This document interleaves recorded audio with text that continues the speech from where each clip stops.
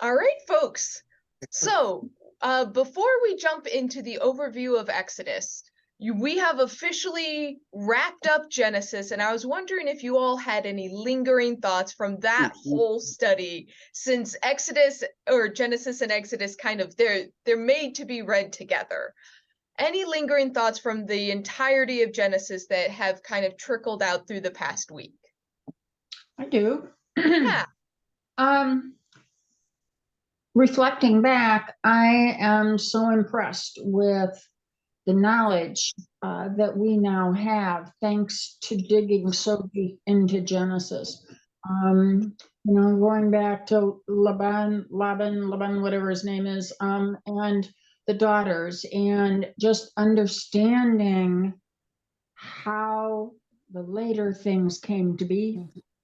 And in any of my Bible study, any of my Sunday school, anything like that, it was just all glossed over. We hit the high points.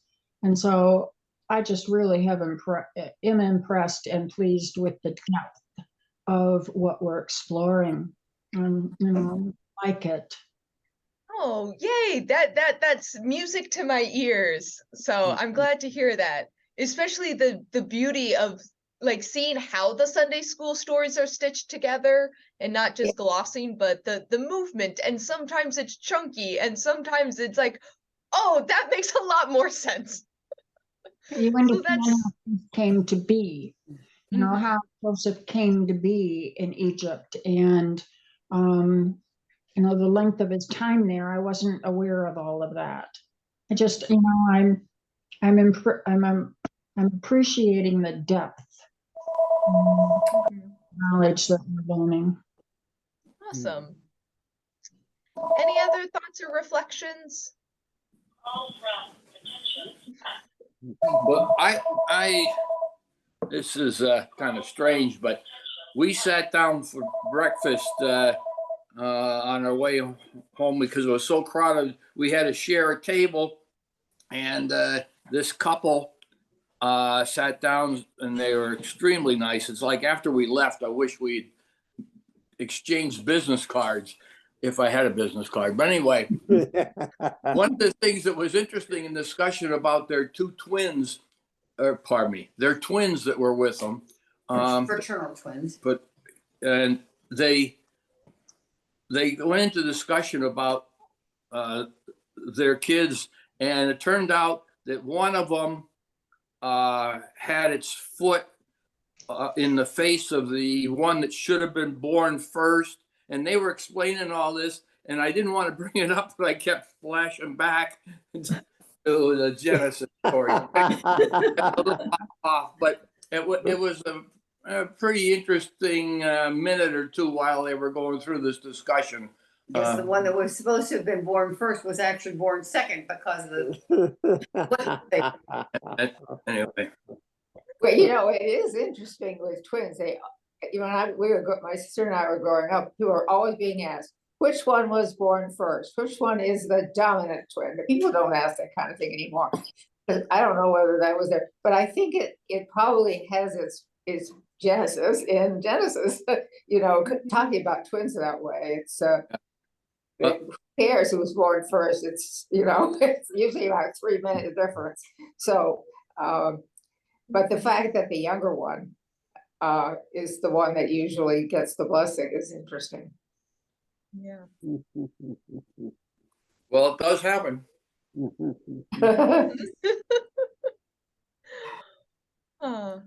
So last call for any reflections before we start diving into the context of Exodus. Any other thoughts? All right, let's go ahead and dive in. So I prepared a PowerPoint, old school PowerPoint in a way, and my thought with it is that, or I think for Genesis, I had just done like a typed up sheet that I sent out afterwards. I like having the slides because it kind of breaks the information apart a little bit rather than just a wall of text. But I have it saved, so I'm more than happy to send it to you all afterwards. If I can figure out how to do it, I I might be able to link it on YouTube so anyone watching this way after the fact can have access to it, but you're going to also see it on the screen. So let me jump over to that and we can go ahead and get started. All right, gonna hit the button. All right. Oop, let's see, let me futz with Zoom here for a moment to make sure. This is something else. All right, give me, Whoops. whoops, I know. I hit the share button and it didn't jump over to this screen. Here we go. This looks a lot better. Yeah. You don't need to see the PowerPoint background. All right. All right, so let's jump into the book of Exodus. Whoop. There we go. So I arranged this about as logically as I could think of. If you all have any questions at all, like wave violently and I will try my best to keep my eye on you all so I can see if you all, or just interrupt me, butt in and ask questions as it comes about. So what I thought we would start with is literally the name and the date. What does it mean and when was it written? Very basic. So the name Exodus actually comes not from the Hebrew title of the book, but from the Greek, which so many things pass through the Greek world that it kind of makes sense that in the Christian canon, we kind of picked up a Greek word for the title of the book, since the early Christians would be Greek speaking. So Exodus literally just means departure and leaving, and it refers to the first half of the book of Exodus. Notably, this is not the name in Hebrew, which is Shemot, which means the names. And if next week when we start reading the book of Exodus, you will see that the first line of the book is, these are the names of the sons of Israel. And kind of like Genesis, which means the beginning, and the beginning of Exodus begins with, in the beginning, this is kind of how some of those Hebrew naming conventions work, is they just took the first few words, and that's how it's referred to. So the Christian community kind of changed the name of the book based on the story versus the Hebrew title, which is just the first few words on the page. So I just found that interesting. The question is, when was the story written and when did it actually take place? So very similar to Genesis, the story is supposedly long before it actually got written down. Some of this is going to be familiar in that the scholars guess that the final form of this book was written in the Babylonian exile, which is the same for Genesis. It's basically the entire first 4 books of the Bible is assumed to take its final form when they are in Babylon in exile, because they are finding the need to make sure their stories are recorded and written down and that all of them are compiled together. So that's very much where they think that the northern and southern traditions get smushed together, because they would have been hauled off kind of together and they wanted to preserve what their culture was. That said, best guesses place the time of the time of the story. If it we can talk about, we'll have a moment to talk about the history of it and did this actually happen a little while later, but they think that it would relate to the 13th century BCE, which is the rule of Ramses II. I believe Ramses' name may actually appear in Exodus. I forget if it actually does, but this has kind of been the tradition of it. The story, the pharaoh in the story is Ramses. This is a quote from the Bible that I use. I think 1 or 2 of you may have picked it up. The introductions to the books of the Bible in this have a lot of this history, so that's my main source for this. But the commentator this is a quote from him saying that external considerations may lead many to place the historical Exodus in the later 13th century BCE during the long reign of Ramses II, when a number of Western Semites are known to have inhabited the Nile Delta, and when conflicts with foreign labor are reported. So this goes into like looking into the things that are the historical resources that we have that are not biblically based, like other parties, can we find other records of anyone being in this area? And it does look like they're in the place in the Goshen, which the Goshen is part of the Nile Delta. It does seem to be that there were Western Semites there and that there was a labor conflict, which is one plus in this story's favor, but it also gives us a little bit more of a time of when this would be taking place. Any thoughts or anything before I move on from that of timing, or does that kind of fit into what we've kind of known? It's a little earlier than I thought it was. I don't know why. It's great. 13th century. Wow. Mm-hmm. Yeah, that's quite a while ago. I know this is a complete aside. I don't actually think there's history to back it up, but I know in high school I had a teacher, I took his ancient history class, and his claim was not for Ramses, but the pharaoh Akhenaten, which is the pharaoh married to Nefertiti. And the weird thing about Akhenaten is he was monotheistic. Yeah. And yeah. my teacher at the time claimed that he had the the Dickens scared out of him, and he tried to convert all of Egypt to be a monotheistic religion, and it only lasted 1 year, and his reign did not go well in the end. But I do not believe that the historical evidence of the Western Semitic people being in that land at that time, that's just a religious idea. So I just wanted to mention that is a very minor thought that goes counter to the Ramses narrative. Yeah, Larry? I think it's interesting that in Egyptian history, Ramses II is certainly one of the major pharaohs, and to have, Genesis or Exodus taking part during his reign, just, seems neat, sort of planned, maybe. Oh, well, it's like, of course it's Ramses II. Everything happened with Ramses. Right. So, that's evidently what the archaeology says. So, before we jump to a little bit of did the Exodus happen, I did want to do a quick overview. You all know about the four source theory.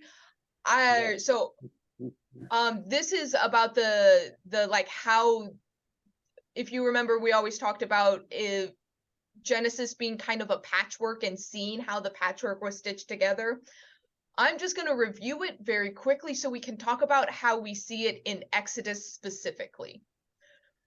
So we've talked about before the J source being the Yahwist, the E source being the Elohim, Elohist sources, and the P being the priestly sources, and the D source being the Deuteronomy.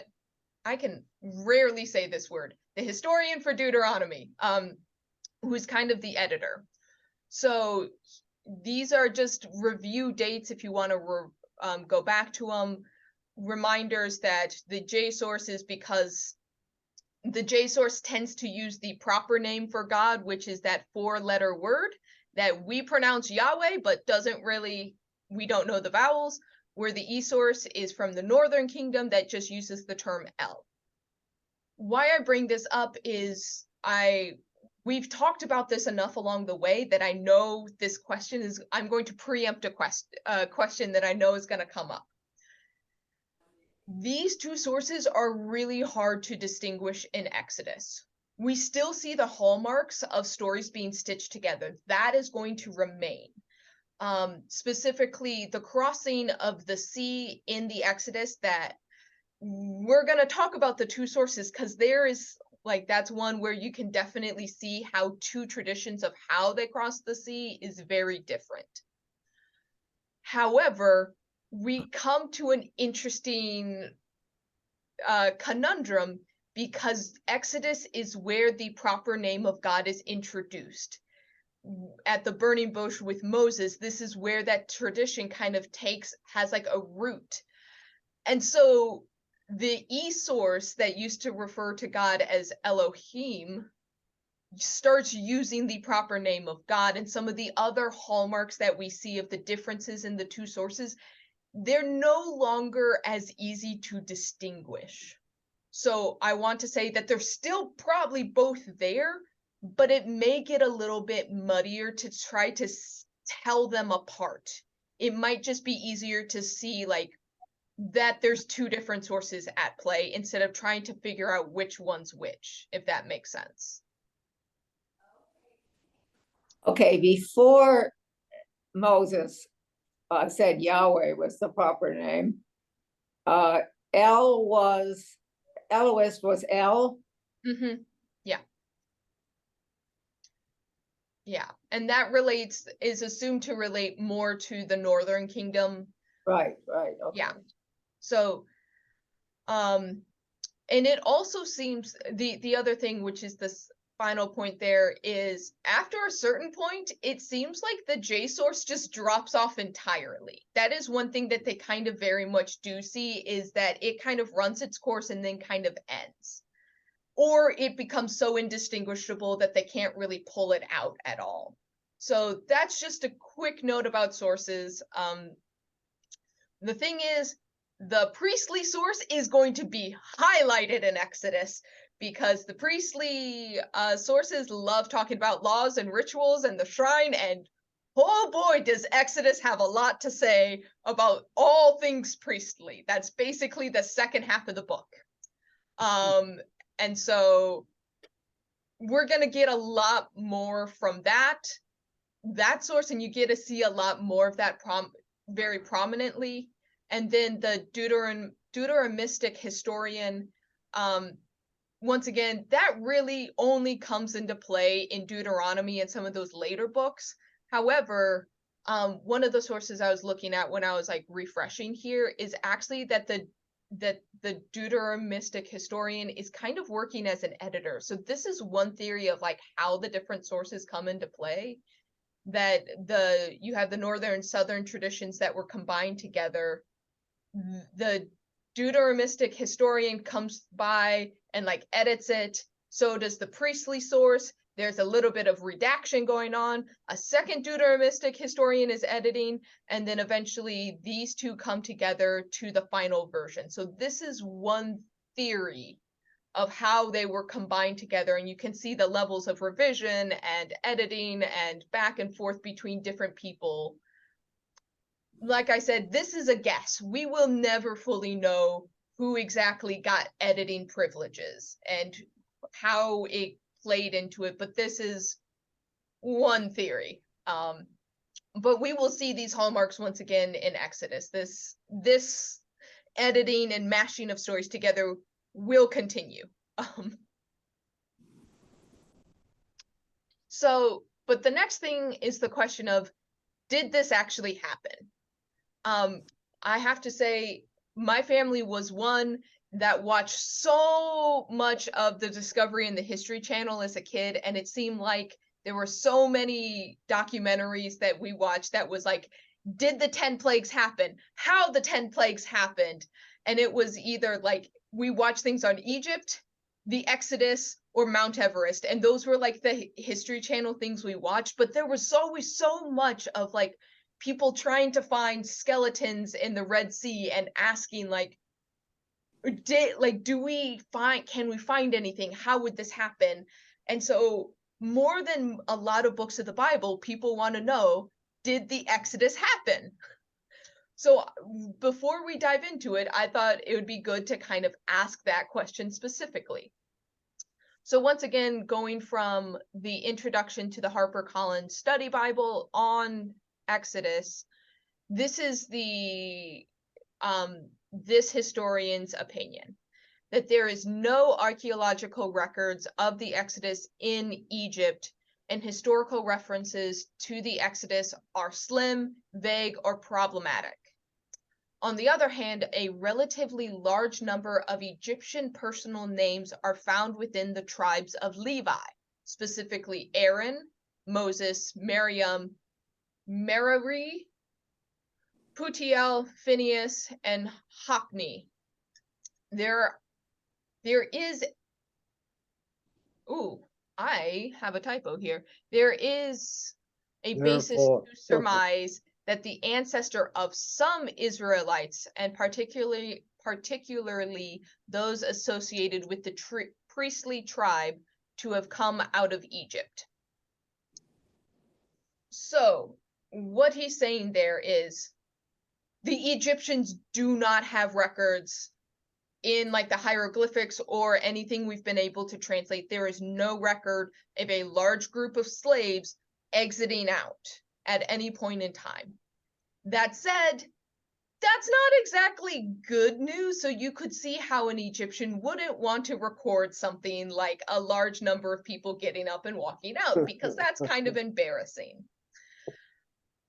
But we still don't see like the archaeological evidence of like an entire town disappearing, because we can often find that when towns were abandoned and then built over, because there's normally a gap in like the timeline of houses and occupancy and artifacts that you find. There's no evidence there. We have found no evidence in dredging of any body of water for an army being at the bottom of it. There is not archaeological evidence in the ways that could definitively confirm it. But it is interesting, like he comments here, that some of these names of some of the main figures are Egyptian. They have Egyptian sounds. We find those names in Egyptian records, so there are Egyptian names. So this is the opinion of a lot of the professors I learned under, put into my own words, because this is more or less what I have come to believe in it's myself, is that there was probably some band of Egyptian slaves that did rise up against the powers to be and left with some fanfare, but probably not to the numbers nearly suggested in the text. That it was likely mythologized and like the scale was exaggerated, which happens in stories. The next thought is that when these people came to the land of Canaan, that they likely merged with the people already there. We already have seen this with Abraham, that when Abraham came to this area, there was people there. When the Holy Family left, there were still people there. The land of Canaan has never been uninhabited in the biblical stories. There was always locals there. And so the thought is that this rebellious band of slaves exited Egypt, arrived in Canaan, and they both culturally assimilated and kind of blended their stories, which may be why we have the stories of the Abrahamic family, which are very Canaanite family-based things, where you see them go all along this region, and then we have a specific story that stitches how that group of people connects to this group of people coming out of Egypt. That there may have been some kind of melding of cultures and sharing of stories, or something that blended these together. But it seems to, I will say, Christian scholars specifically, seminary scholars, knowing our own biases, most of us say something happened. Something happened to make this story be repeated for so many centuries and be remembered for so long. It's likely that there is something, but probably not in the version of the story we get. Kind of like we say, I talked about in Genesis, is that the stories can be truthful and not historical, because these stories are saying something about God and God's relationship to the people, and that can be true and it not be tied to history. And I think this is once again the case, that if we're trying to strap it down and say this has to have happened for it to be meaningful, kind of misses the point of the story. So something likely happened. What exactly happened, we won't ever know, unless we magically find a army full of Egyptian soldiers at the bottom of some body of water. It's hard to tell. So I'm going to pause there just from any thoughts from you all, any other questions that we want, because I know this is, we've already talked about this a little bit. Any thoughts from you all of if the Exodus happened, anything you've heard or want to discuss further later on?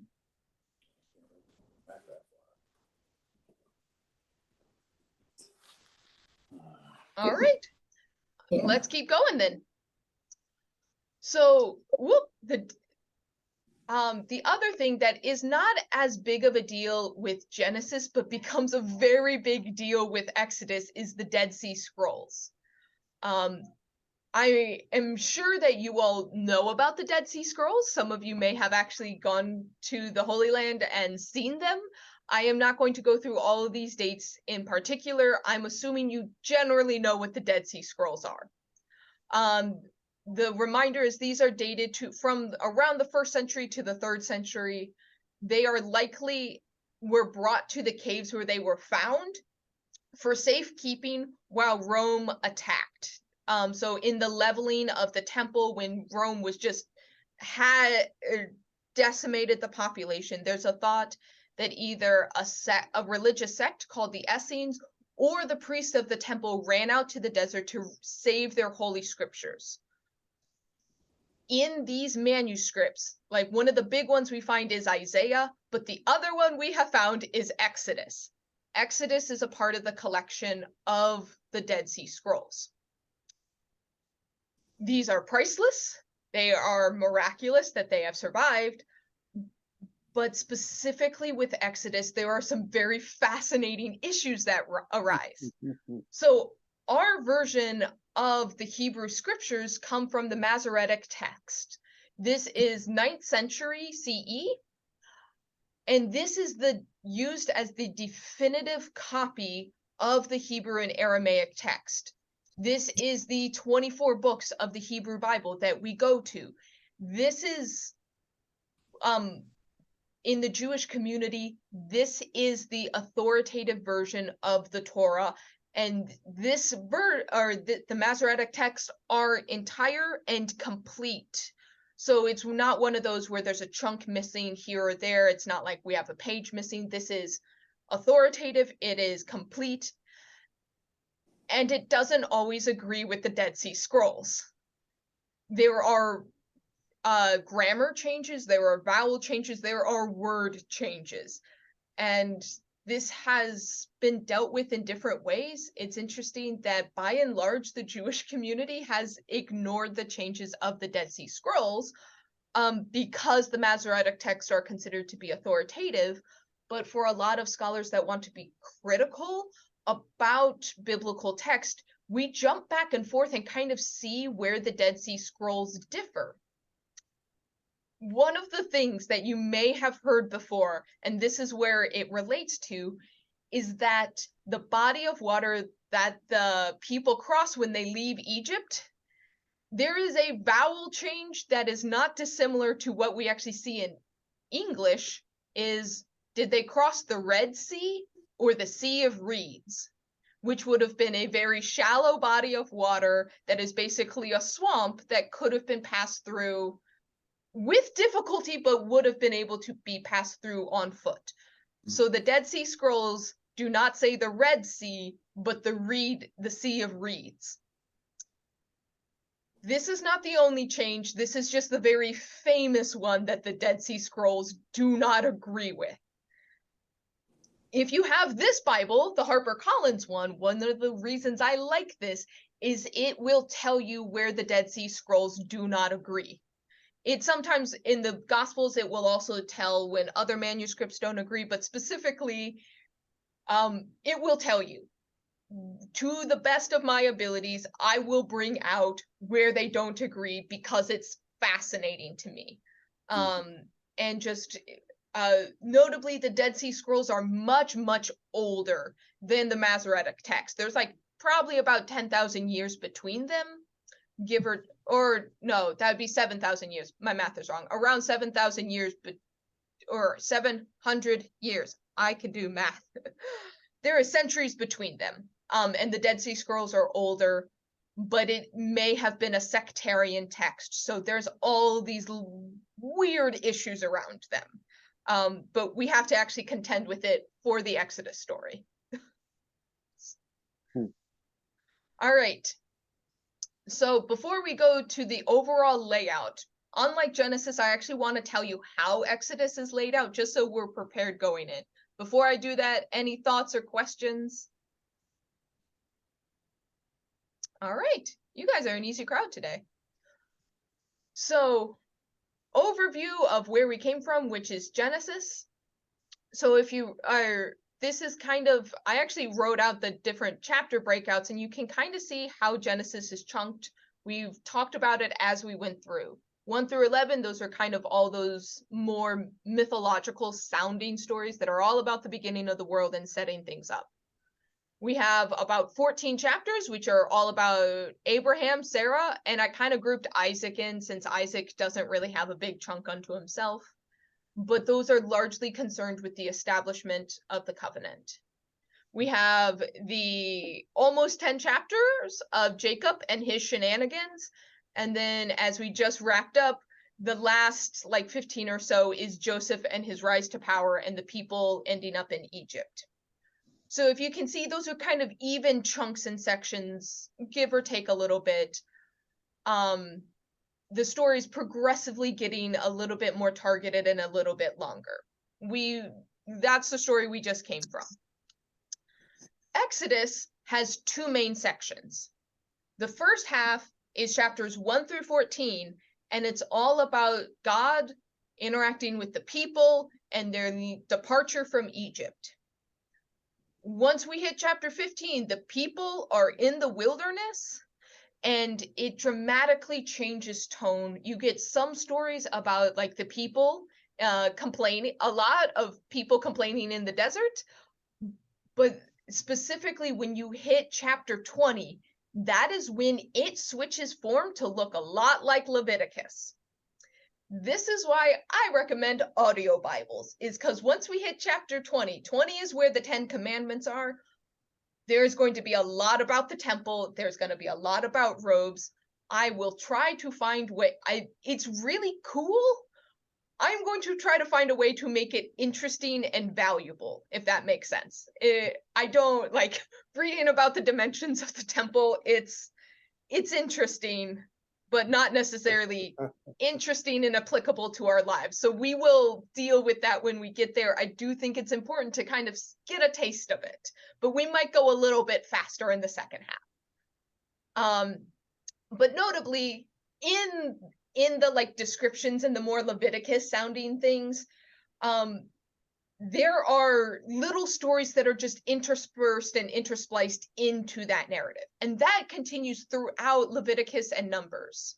So that whole like section there, it's like, here are some commandments. And then, oh yeah, here's a story about the people. And here's some more commandments. And here's a story about the people. So there's stories interspaced between the commandments.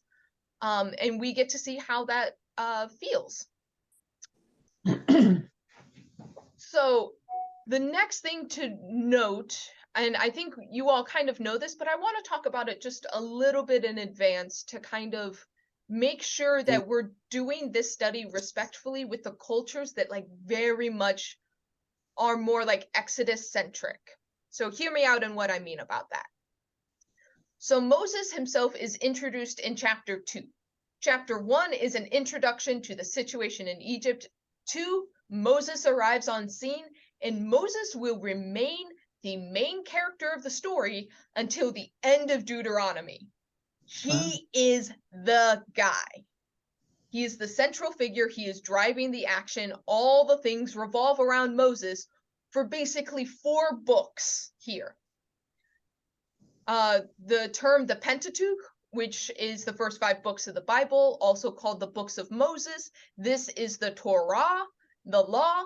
These are all understood classically to have been dictated by Moses.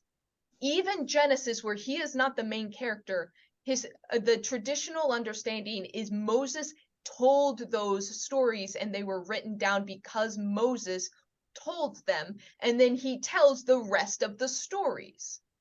When they talk about the law being given to Moses on Mount Sinai, it's not just like the 10 Commandments with the sets of rules on them. It's understood to be the 5 books of the Bible. And that's where this holy status comes from, that Genesis, while we see the human fingerprints all over it, a very historical classic understanding is actually Genesis was dictated to Moses on Mount Sinai, as were the rest of the stories, and they were kind of put into their form by Moses. This is not the scholarly understanding, but this is the religious understanding, if you see the difference. And that's why these books are so important to the Jewish community, is because these are the books of Moses. So, and also like clarifying that even Genesis is considered part of the Torah and the commandments, even though we don't see those commandments as we do in Leviticus, it's still considered to be part of that because it's part of the story of the people. So the central, to put this in another way, the central figure in Christianity is Jesus. Our whole calendar revolves around Jesus. In Islam, the central figure is Muhammad, and their entire religious practice revolves around the teachings of Muhammad, and the same way that Buddhism is based on King Siddhartha, also given the title the Buddha. Moses is that figure for the Jewish community, which is why I want to take a little bit of time here. Because I feel like in Christianity, the story of Moses is like a good story. It's a Sunday school story. We have movies about it. We have Charlton Heston, but he's not the central figure in the same way. He's just one story alongside Abraham until we get to King David. But understanding that the Jewish faith revolves around, the modern Jewish faith revolves around reading the Torah, which are the 5 books of Moses, you can start to see how he is the central figure. It's not Abraham. Even though Abraham's the one who sets up the covenant, he's just the dude who set it up. Moses is the one who like makes it and brings it down from the mountain to the people. What ends up being more important is not the initial covenant with Abraham, while that is very important, but there's a reaffirmation from the entire people of God on Mount Sinai where they agree to be a part of the covenant with Moses as the intermediary. And that's considered more important, that all the people, not just one guy, agree to the covenant. And like, yes, David sets up the royal dynasty that like we connect Jesus to King David, and the messiahship is seen is like kind of the Messiah being the anointed one and the anointed king. We relate that to King David, but King David does not appear in the Torah. Those are additional scriptures afterwards, which the Jewish community does have, and they are authoritative, but King David does not nearly have the weight that Moses does, because Moses is the one who gives the instructions for how to build the temple. And the temple is the central point of worship when the kingdoms exist. When they go into exile, that is when they're collecting the scriptures of Moses and compiling them into their final form. After they return from exile, they rebuild the temple based on the descriptions in the books of Moses. And once again, that is the central life. When the second temple is destroyed, they return to having the Torah, the books of Moses, as the central feature of their worship, which is still true today.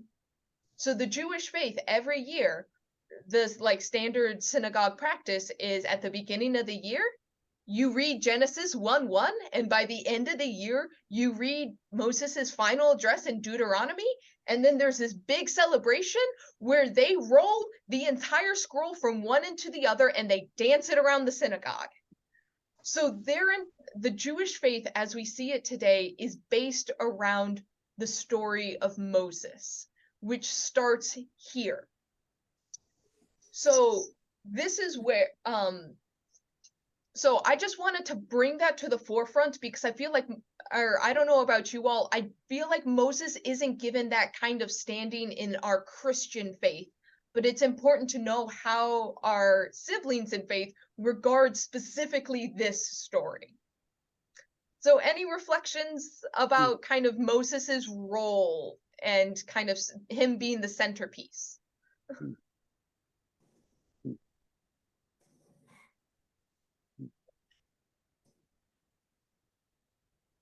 All right. Let's see. So, like I said, I'm going to email this out to you all. So additional resources. You all have some of these already. How to Read the Bible by James Kugel. Many of you all, or this is the same book that we all have been using. So because of the like very important nature of Moses in the Jewish faith, that's why I find this book so valuable specifically for this section, is because it's really good to see the Jewish perspective, because his role is so different than it is in Christianity. So once again, this is the Jewish author, great commentary, and it's he just continues on from where we left off in Genesis. He's going to give a lot more detail that I can't. So that's always a good reference. The next two books that you see that I have links to, these are what I call line-by-line commentaries. This is more on the academic side of things. This is often what pastors are supposed to use when preparing sermons. This is one where if you really want the in-depth, like every like verse, they are going to go through and kind of bring out the context and meaning, and if there's any words or questions, those are the kind of very in-depth resources you can get. The last one I cannot vouch for. So in seminary, I actually took a translation course on Exodus, and so this is one where I spent a lot of time because I literally was translating the verses of Exodus, not the entire book, but a good chunk of it. So these two books, the middle two ones, actually were the things that I was assigned for reading by my professor, because they're not recent, and they're also by two white men. I wanted to get at least one feminist perspective, and so the last one is a feminist scholar at Duke. I have not read this, but it came highly recommended as like an updated commentary on it with a little different perspective than the other two bring.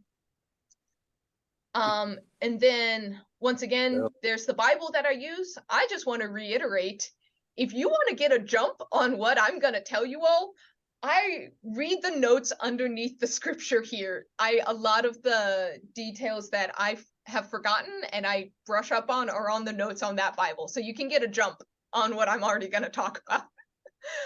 And then I've told you all about the Bible Experience because it's an audio Bible. The first edition of it is on Audible. That's the one I use. You can't really get the verses in it, and that's the one thing that frustrates me, is it doesn't actually have verse markers in the chapters. Like skipping between chapters can be a little weird. But it can be, there may be a clip or two that I actually play for you all because it's really, really cool. That said, I Googled this when I was putting this presentation together, and I found out they have done a second version of it, and it's on YouTube.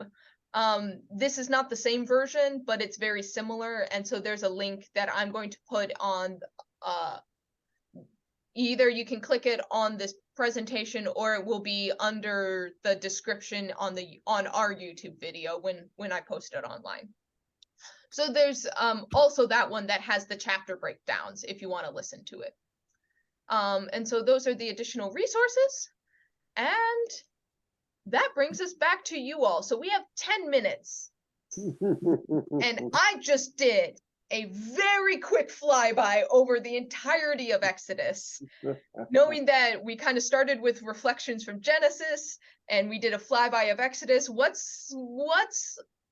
are you thinking about? I'm going to get a notebook, because if you have any specific questions, I want to know what to like specifically dive into when we're looking at this book, which is similar to Genesis, but entirely different at the same time.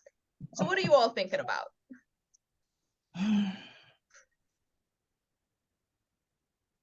I might answer that question better next week after I have time to reflect. Okay. I'm really looking forward to this because this is theological. There's a lot of theology in this, and I don't remember what, from college, whether there are about 10 stories of the 10 Commandments. I don't know if it's exaggeration. It isn't all in Exodus though. There must be, in Leviticus and but they're all basically the same. There's some few differences, but I was curious about, is that related to sources, or I'm just wondering about that. Because it's really different when you start looking at theology. It's Mm-hmm. God. Does God become different? Is pictured differently in the Exodus? Yes. Okay. So this is where,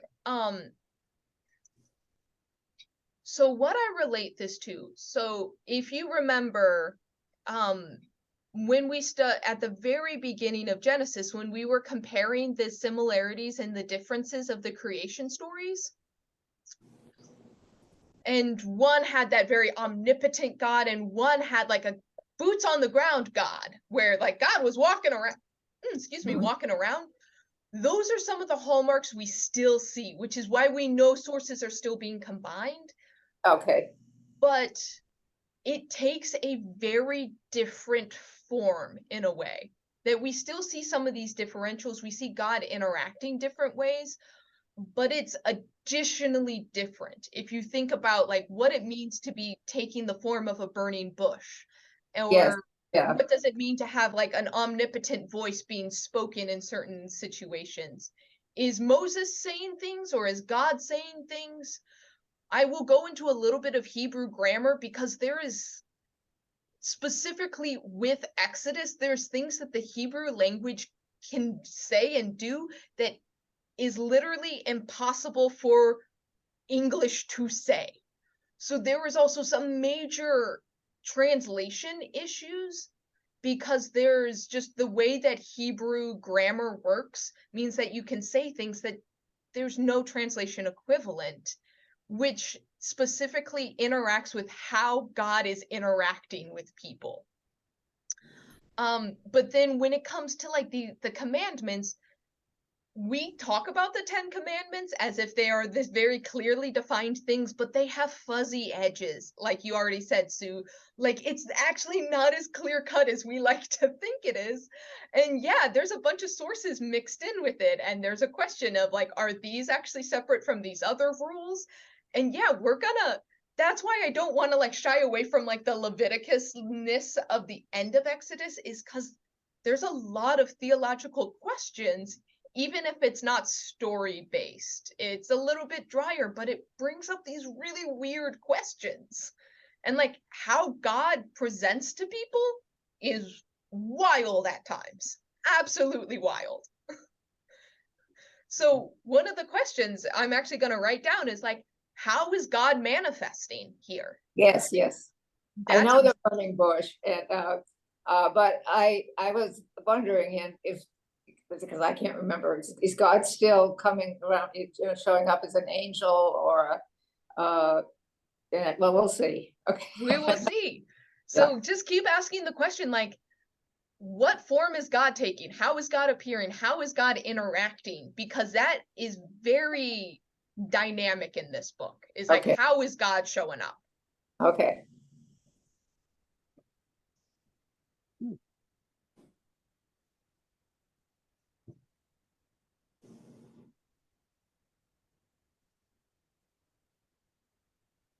Okay, cool. Any other thoughts as we jump in? Well, I just want to, I'm overwhelmed, and I think your presentation was just fantastic. Mm-hmm. I think I wasn't this excited when we were going to Disneyland, but it's going to be a good month or so. I just think you did a great job. Well, Chris. thanks. Was there any one thing that seemed particularly like overwhelming or exciting? That's really great. I love that.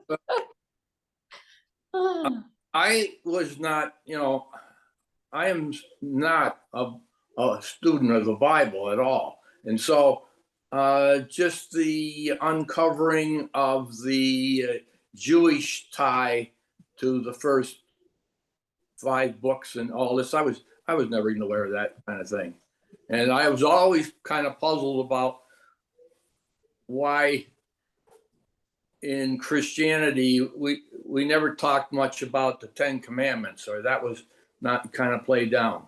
In fact, the interesting thing, again, from our trip, which is the closest thing I can relate to, is we went into a Burger King, and up over the ordering counter, you're standing there with the 10 Commandments In the frame. in the frame, and Joanne spotted, and it's like, gee, that's just not something that you see that often.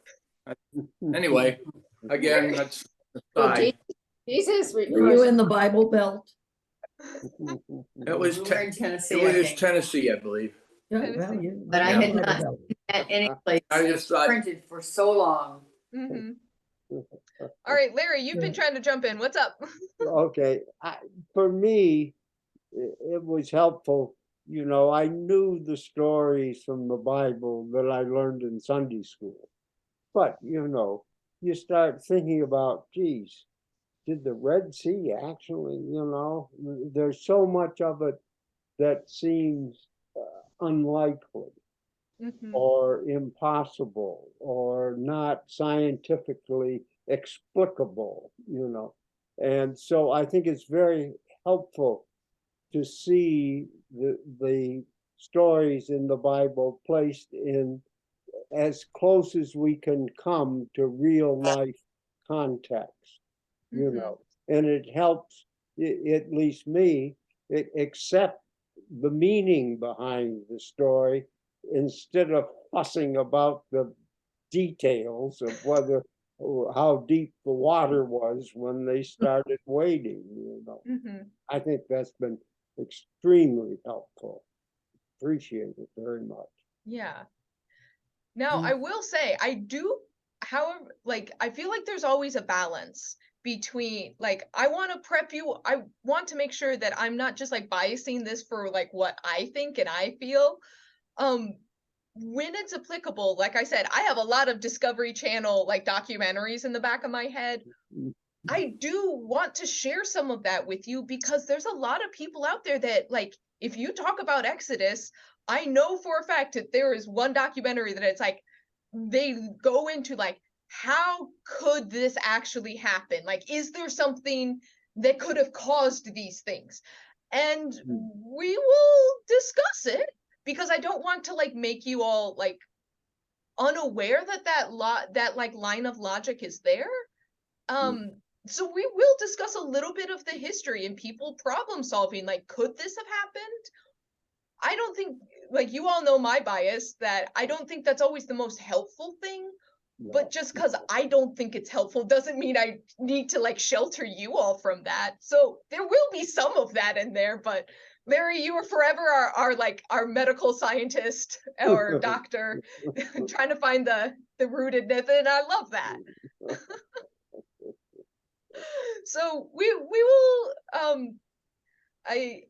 I think it's always helpful to know when to discuss it as a piece of literature and like a piece of spiritual guidance, and when to talk about history and like, can we actually tie this down? But to know, my thing is always like knowing when we're shifting between those different modes and not trying to confuse them. So, Sue, at one point, did I hear you ask if Jesus talked about the 10 Commandments? well, I thought he did because he said things like, and you have heard that it is wrong to kill, and I say it is wrong to, what is it? It has to do with anger. It had to do with, and he takes the 10 Commandments and then has his version of, which pushes it much further and makes it harder. That is turning the other cheek and all of that. I think so. He really bases a lot of his preaching on the 10 Commandments. So we are, I'm really glad you brought that up. I'm gonna have to find a way to, this may be at the end of it we can talk about it, because I want to give Exodus its room to be itself. Okay. But I do think it's important to talk about Moses and Jesus specifically, and like, how is Jesus interacting with this story? Because Jesus does quote things from Moses. He does not quote the 10 Commandments, though. Oh, it's And not. It's okay. we can talk about that interplay, but I'm probably You have heard said something like that. right. So I think it would be worthwhile at the end of the study to kind of see where our tradition kind of interacts with these, and like in what way, like the dynamics between it. And kind of, since we know, or I kind of went through how like Moses is like the guy, kind of figuring out why we don't, like, Christians don't really give much time other than Sunday school and like talking about the Red Sea. We don't give him that much time. We don't celebrate the Passover. We don't follow the rules that he lays out in the same way. And kind of, we should wrestle with why. Why do we not, why did he kind of fall to the back seat? And where Jesus, there are times where Jesus very much makes himself look like Moses, and then there's times where he very much diverges from Moses. It would which be is all interesting. To on Monday, Thursday to have a Seder. I have very specific thoughts about that that we can talk about. Maybe the 8th day of I don't know. I love this. One of the things when doing things that are traditionally Jewish, I always want to make sure that what I do, I would not be embarrassed to do in front of my Jewish friends. I would want to make sure my Jewish friends are comfortable with it, and that is ways, it's we have to really ask a rabbi to do it, right? There's a lot of dynamics there. And so, like I said, we're going to wade into all of this, and there's the Jewish-Christian relationship. It's why I brought it out. I always want to be conscious of this, since Genesis is a little bit more free will. Yeah, I agree. I don't know why I said it. I happen to love the Seder, and I know. Yeah. But actually, it celebrates the Exodus, and that's not what's going on at the time of the Last Supper. So. Right, but once again, this is one of the things that it is culturally relevant to know what a Seder is and what's happening. I'm gonna assume most of you all have had at least one Jewish friend sometime in your life, and the Passover Seder is the holiday in the Jewish faith. It is the thing that if you're gonna celebrate a holiday, celebrate Passover. It's not Hanukkah, it's Passover. So let's understand what they're doing, because they know about our traditions. So when it's relevant, I will pause and kind of give those touch points to culture as well, to make sure that we see how this, I think how Exodus carries through to today is once again, very unique. So we have different touch points in our modern culture. And we are going to be talking about movies, because movies actually have a very big impact on different things. And I will, it actually connects to what you were saying, Gary, about seeing the 10 Commandments in a fast food restaurant. That relates to movie campaigns, which will be fun to talk about. So it is, we are past the hour. Any other final things that we want to make sure we hit in the weeks to come, or are we just excited to get going? Okay, well, I hate to say I'm going to leave you off with a teaser, because I am out next week. If you looked at the schedule, next week is skipped. I'm going on a continuing education thing. Go ahead and read, or if you want fun homework and don't want to read Exodus yet, rewatch the movies. There is both the Charleston Heston one, and there is the Prince of Egypt, which is animated. It has absolutely beautiful animation. And if you just want something fun to do, because that is one where, once again, it's good to know what's in the culture and see how it relates to the story itself. And if you really want to do your homework, watch both and see how they compare. So, but with that, shall we pray us out for today? Let us pray. Good and gracious God, it is exciting to start another chapter of the story that we have passed down to us. All these stories have so much history, and God, it is almost its own miracle of your hand that you have protected these stories and guided these stories so that we can read them and see how they guide our lives today. We are excited to unpack the layers and look into this and be asking questions specifically like, how are you acting? Where are you moving? How do you talk to your people? Because God, those are some of the same questions we're asking today. Where are you at work? How do you interact with us? How do we listen for your voice and your guidance? So help us be open to the message of these stories. Help us learn yet again and learn as people before us have learned from these stories about what you require, what you ask for, what you care about, and how we are to respond. So I ask that you bless this group and be with us until we're able to gather again together. We pray all these things in Jesus' name. Amen. Amen. All right. Thank you all so Thank much. you. See you in 2 weeks. Take care. Bye. Thank you. Bye.